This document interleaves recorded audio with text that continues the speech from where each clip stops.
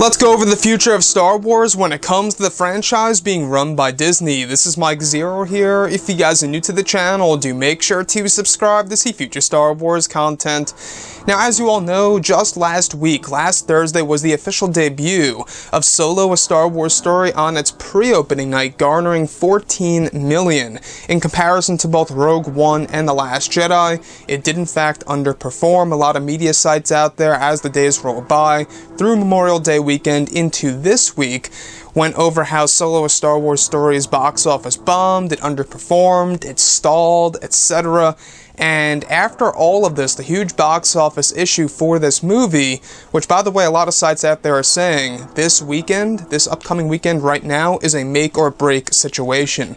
Now, Disney has been trying to get down to the bottom of it all, in which I have been saying that I really do believe that a big part of it has all to do with the Solo: A Star Wars Story boycott and, of course, The Last Jedi backlash together. I think those are the two big reasons, as well as marketing issues as well.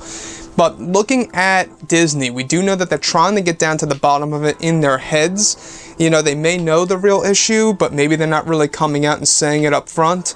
But looking at Solo: A Star Wars Story, Dave Hollis has been going over how, you know, Disney and Lucasfilm, they listen to the fans, and a lot of people were disagreeing with that. And we do have a little update on Disney's new strategy after the box office situation after Solo: A Star Wars Story, is that Disney will begin listening to the fans more after the Solo: A Star Wars Story box office bomb. Now, looking at everything here when it comes to the Han Solo movie, if you look at it as a film, I will say that I think it's a good movie. Not a great movie. You know, I enjoyed Rogue One more. I will say that, and I know you guys have heard that many, many times. But I will say this, is that there's also a lot of people out there that see it as just an okay movie and not too enjoyable. Also, there's a lot of people that think it's a great movie. Honestly, you know, the Rotten Tomatoes score is going up and up. You know, especially when it comes to the critics and even the audience score. I'm not quite sure what it is now. I haven't seen it since yesterday.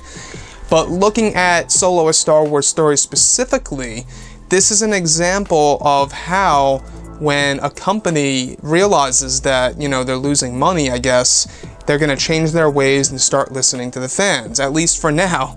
Now, I don't know if this applies to Star Wars Episode 9 per se, because that script is already written, but looking beyond Episode 9, Disney and Lucasfilm will apparently be listening to the fans a whole lot more.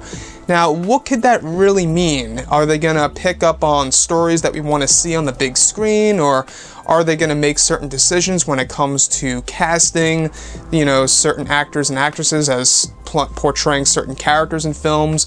I'm not quite sure exactly and specifically what they mean by listening to the fans more. Are they talking about, you know, generally speaking, or are they talking about, of course, I would say specifically around the lines of what movies we want to see, you know, in theaters, such as like an Old Republic era set of Star Wars movies or something around those lines. Now, looking at everything that's happening with the Star Wars franchise, we do know that, you know, the community right now could be better. It could be a lot better. And a lot of people want Kathleen Kennedy out of Lucasfilm. Would they really go that far as to eventually get rid of Kathleen Kennedy in the future? Now, that seems like something that Disney wouldn't do, right?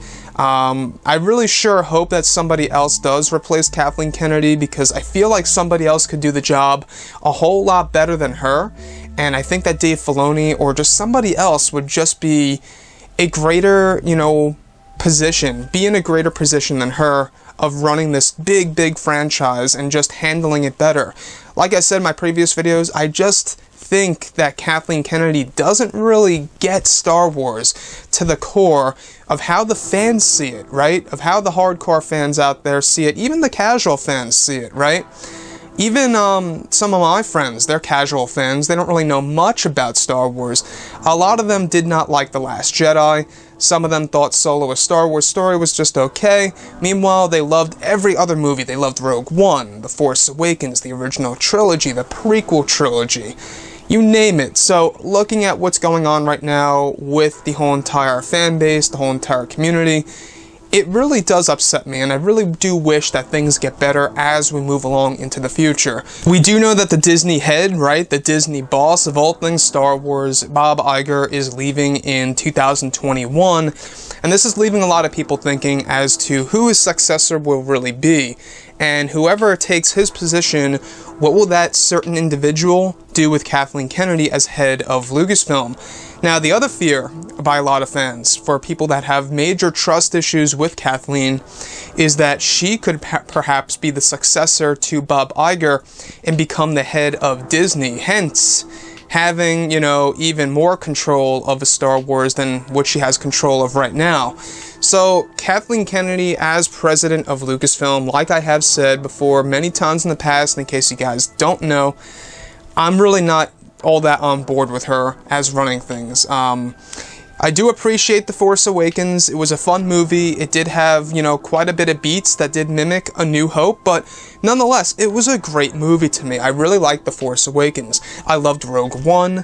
The Last Jedi, you know, there were a lot of decisions in there that I just did not like, and it really felt like I couldn't connect with it all. And the character of Luke Skywalker by Rian Johnson, I feel like could have been a complete 180, and they could have just made him more optimistic, had more action scenes, and be a more hopeful character. I think that would have been, and would have made the film a little less depressing in a sense when it comes to certain aspects and certain moments in the movie. But let me know what you think about that. Anyways, guys, drop a comment below. Let me know what you think about this. And if you guys did enjoy the content for today, do make sure to drop a thumbs up on this video to support the channel. I thank you all so very much for the kind support, and I'll catch you guys next time.